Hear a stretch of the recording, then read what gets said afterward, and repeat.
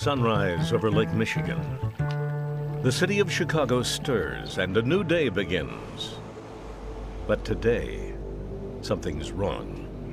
The only warning is a small whirlpool. Soon, millions of gallons of water will pour into the tunnels under Chicago, threatening to flood the city. As the situation becomes desperate, our new explorers will search for an answer to stop the flooding and keep a city from drowning.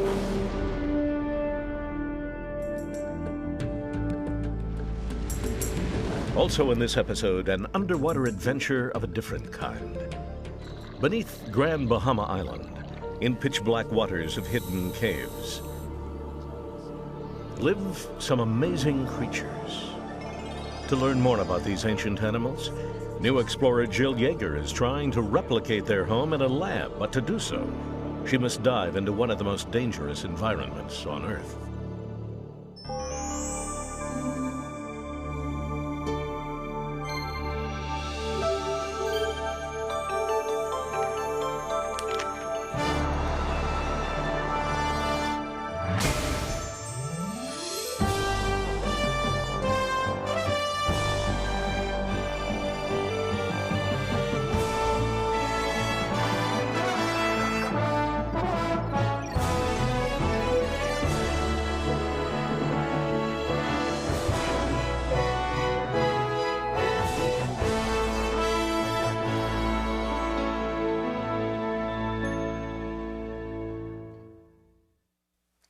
Hello, I'm Bill Curtis.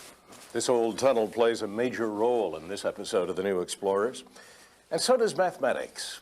Math is the language of engineers. It's the perfect tool to explore nature. It's the measurement of space and quantity. We don't think of it like that. To most of us, math is something you get through in school. That's why it may come as a shock that in this recreation of a major disaster, math is the hero. We do want to caution our more sensitive young viewers. What you are about to see is a real-life application of algebra and geometry that works.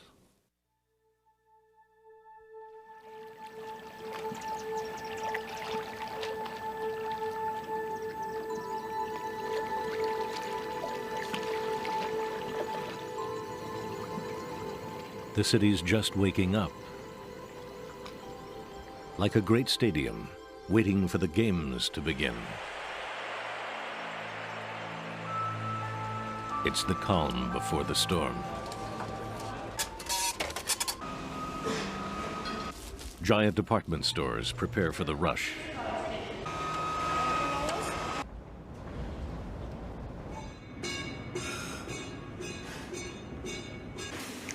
This is the miracle of the industrial age. In just a few hours, 1 million workers will fill 12 square blocks and empty them 8 hours later.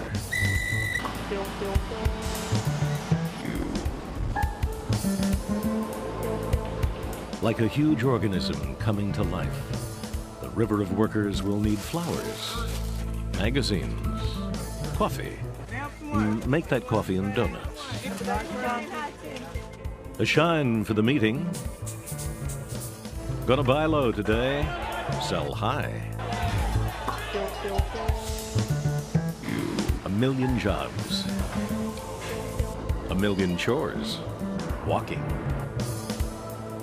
Riding. Hitting.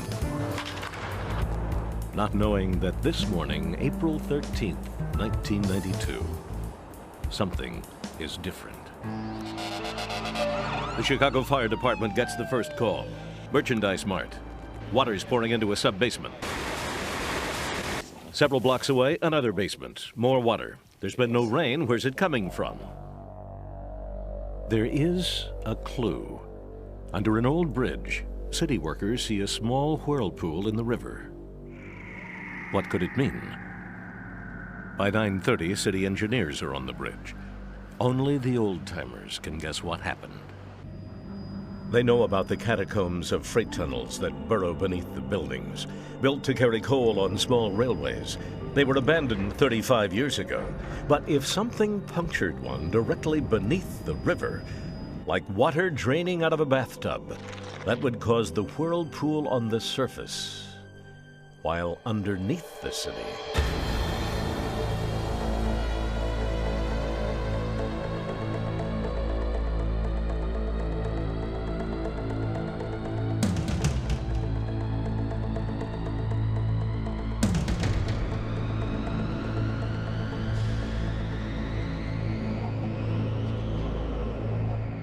right now, that's only a nightmarish scenario. The only thing the giant businesses know for sure is that the water is rising dangerously fast. Marshall Fields. There's 3 sub-basements, okay? One of them's totally underwater. The second one is partially underwater. The county building. So the second basement of the county building as well as the third basement are totally underwater. Similar reports are coming in throughout the 12 square blocks. The loop is flooding.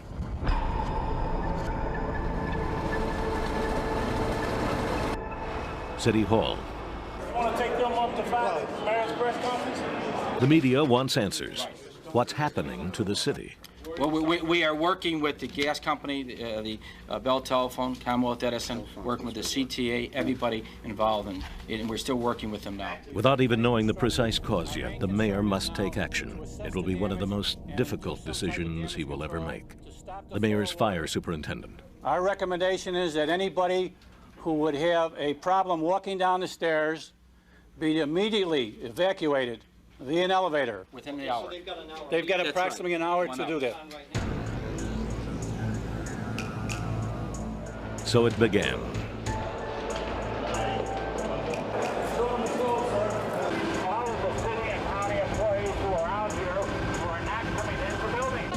A disaster no one ever imagined.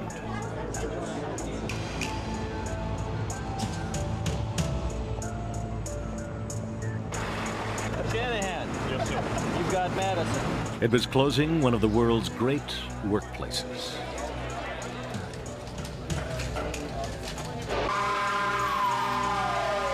Jefferson Park will be in the center there, man. It was systematically shutting down. The tunnels are filling up. There's no end in sight. In fact, no one is quite sure yet just what happened. 5 months before Chicago's loop began to flood, pilings were placed around a support structure of this bridge. One of the pilings had apparently penetrated an old freight tunnel running underneath the river. A team of cable television installers had even seen it and videotaped it, sticking right through the concrete. Apparently, pressure from the river had gradually eaten away the mud and blasted through the hole. From that point, it was 40 miles of open tunnels leading right into the heart of the loop. Knowing the problem was just the first step. How do you stop it? All kinds of suggestions were coming in. Throw mattresses in like they did in submarines during World War II to stop leaks. Push stones over it. 65 truckloads of material would be dumped, but the flooding continued. It was a war zone. Heavy equipment. Sandbags at the ready.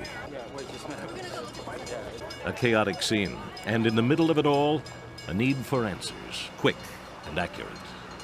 What's your main concern right now, Mr. Mayor? Flow of water going in.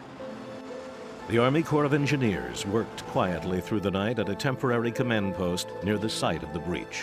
This is just for tanks out for sale, and this shows how deep their basement is. The engineers knew they would be asked for the answers. Everything they had learned would be needed, with no mistakes. A city was at stake. Work up the options. As minds focused for answers, it became clear that an unlikely hero would emerge. The answer needed to save the city was an algebra equation. So what's the surface elevation? First problem, stop the leak.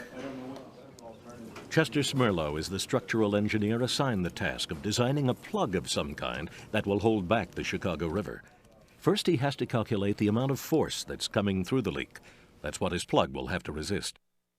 But before he can find that force, Chester must first calculate the hydrostatic pressure, or the pressure water exerts at the site of the proposed plug.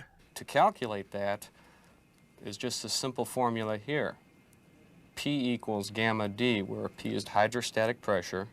Gamma is just the constant for water. It's 62 pounds per cubic foot. And D is the depth at which the pressure is. We've got the top of the tunnel here, and we can see it's 28 feet below the river height. So that corresponds to a water pressure of 1740 pounds per square foot. Now, that's simply the 62 pounds per cubic foot of water times the 28-foot depth. I see you performed the same calculation for the 35-foot depth, which is 2,200 pounds. Exactly. And I presume that you take an average of those. You got it. So that's about a ton for every square foot of concrete area. 1 ton. Now, that's a lot. Suddenly you have a problem on your hands. We knew we had a problem, yeah. Applied to the flood, it works like this. Water weighs 62 pounds per cubic foot. We know it's 28 feet from the surface of the river to the top of the tunnel, and 35 feet to the tunnel floor. By multiplying each depth by 62 pounds, and then averaging those two numbers, we can determine the pressure that will apply to every square foot of a plug. So how many square feet do we have? We've got plans and drawings, and that tells us we have this sort of a cross-section. This is what it actually is. We can approximate it, just make it a rectangle. About 7 feet high by 6.5 feet wide. Yeah, and we just multiply the width times the height. 7.5 times 6.5. That's right, and we got 48 square feet, say 50 square feet. Okay. So to find out what the force is now, we know how much pressure there is against every square foot. We know how many square feet we have. So to get the total force that the hydrostatic pressure is pushing up against with the plug, we just multiply it out, and we get just about 100,000 pounds of force against our plug. That seems incredible to me.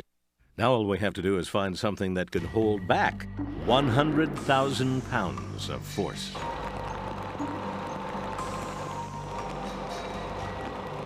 Hours seem to rush by like seconds. Days pass. The mayor breaks the news to businessmen. There is progress, but it's slow, and it's not what they want to hear. You feel better after this meeting about what's going on out there? I feel warm and fuzzy, but I'm still not in business. The city's beginning to worry about disease from the dirty river water. Workers line up for hepatitis and tetanus shots. The subways are closed. Many businesses already struggling in a weak economy are told they must remain closed during the flood repair and cleanup operations. Some will never reopen. The Board of Trade is where the real pressure is. It's still closed. If the rest of the world can't trade here, they'll go somewhere else. But deep beneath the trading pit, there are unseen problems when water meets electricity, the power that drives the city. The second basement has a transformer in it that's partially underwater, and that's what's steaming. That's what Commonwealth Edison has to shut off before it blows. That's the fear. Commonwealth Edison crews must work round the clock to preempt the danger. Currents flowing between the bars, boiling the water. And our fear is, if failures begin occurring, we may have failure of the electric equipment that's submersed in the water, and these customers that we're taking out of service now intentionally will be knocked out of service with no warning. Fish are showing up in the state office building. Everyone wants to get back to normal, but it takes time. I need CIGs. There is one more fear that makes the sound of a clock seem like it's moving the city toward an approaching waterfall. Engineers know the river water is leaking out of the tunnels, saturating the foundations of buildings throughout the loop. If it continues, or if the engineers drain the water out of the tunnels too fast, well, it's another worry for Army Corps of Engineers Chief Hydraulic Engineer Tom Fogarty. What's the problem that you're facing? What do you have to worry about? When you flood the basements, like is shown in this diagram, you also will have water in the ground area behind the basement. So if you draw the basements down very quickly, you'll cause a lot of hydrostatic pressure against the walls. Pressure is coming this way, and you Right. might collapse the basement walls. Right. As a matter of fact, we went out and we surveyed 20 or so of the more important buildings in downtown Chicago, for example, the Monadnock and the Art Institute. And we surveyed those buildings to make sure that the foundations weren't shifting and there wouldn't be cracking in the foundations. Foundations of some of the tallest buildings in the world.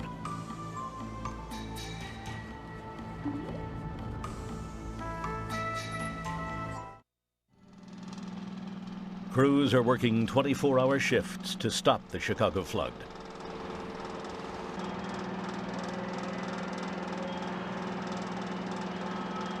Before they can build a plug, they've got to slow the water rushing in. They'll do that with sandbags and small stones. Divers become the eyes of the engineers, checking the tunnels for further damage and seeing if the sandbags and gravel have succeeded in slowing the flow through the tunnels. One diver comes up and another goes down. Okay, I'm going down. You can go ahead and turn the light on.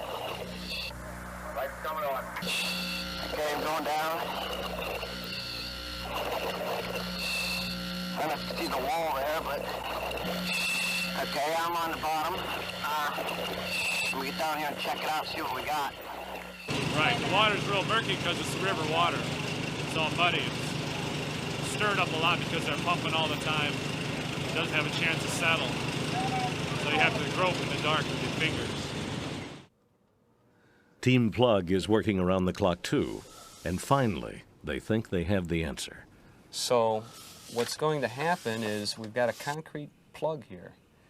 Now, if this concrete plug is going to fail from the hydrostatic force, what will happen is this concrete would crack at between the stem and the plug itself, and this plug would try and slide and it would from push the hydrostatic Okay, force. Exactly right. We don't want it to crack and have the plug slide on us. So in reality, it's the circular shaft of concrete that must hold against the water pressure, and that calls for more math.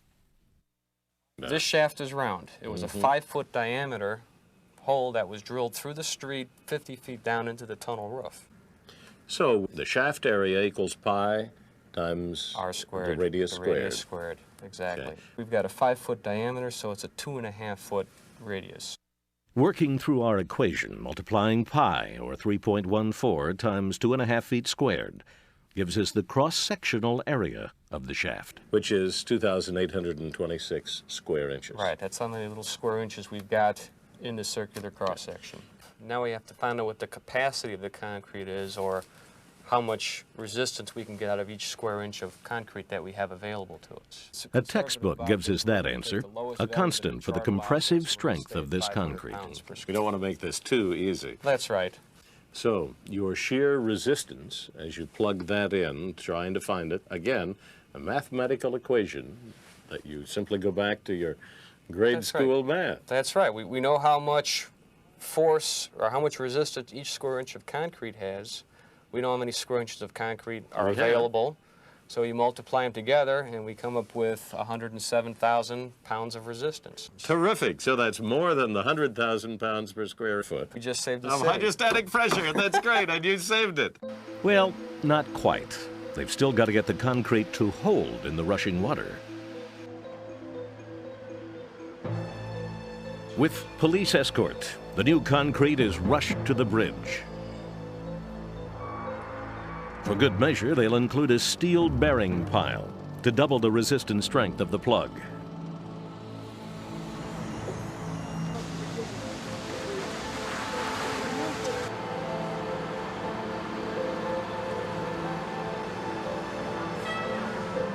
It seemed as if the whole world was watching and hoping as the crews once again worked into the night. Slowly, the whirlpool shrank until it was hardly a ripple in the river. Today, I'm very pleased to report that we appear to have passed on the first major technical hurdle in this complex situation. The tunnel appears to have been plugged on both sides of the leak, and hopefully we can now turn our attention to the process of draining the water from the system. But it raises another question. Where do you put 131 million gallons of water? Fortunately, the answer was just a few feet away, in the form of giant underground tunnels, dug originally to handle the excess water from rains, so it wouldn't pollute Lake Michigan, an incredibly valuable source of fresh water. So here are the freight tunnels that are running underneath the skyscrapers, all the buildings here in the loop. Here is the flooded basement. So the water would come down into the tunnel, be pumped up onto the street level, and then over to where you can have access down into the deep tunnel to carry it away. Right, and then all this water is carried to a water reclamation plant for treatment. To maintain the safe speed of dewatering, the Corps, working with the Chicago Fire Department, sets up monitoring units throughout the flooded business area. Adams, Monroe, Madison, LaSalle, you are able to see just exactly where that water is going and how fast it's going down at all these locations. Right. Then they begin to slowly pump the water out of the tunnels, past the monitoring points, and into the deep tunnel. The monitors, in turn, relay data back to the Corps offices. Tom Fogarty will interpret the data and adjust the pumps to reach the agreed safe rate of pumping. The rate that we wanted to dewater at was about 3 inches an hour, and we decided pretty much that we wanted to keep within that limit. It is agonizingly slow. For over a month, they matched the level of water in the system to their pumps, speeding up or slowing down in response to the conditions in the tunnels.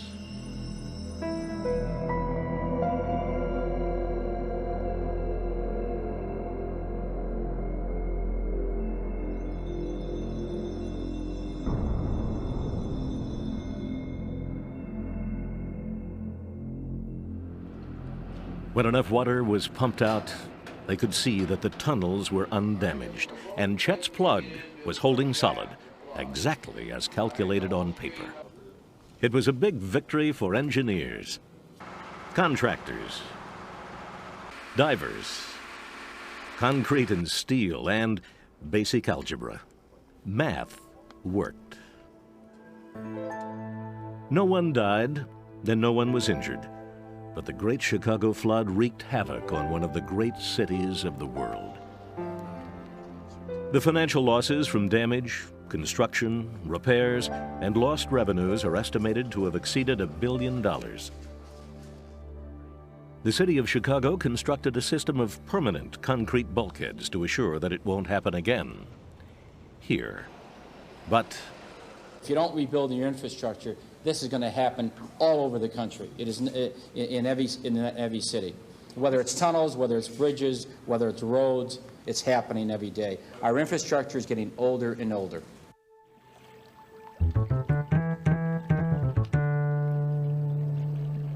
A million people came back on their commuter trains. Merchandise was moving again. The financial traders were shouting with their old gusto. Their computers glowed beneath a shower of paper. The disaster had passed. Whoever would have thought that algebra does have life after high school?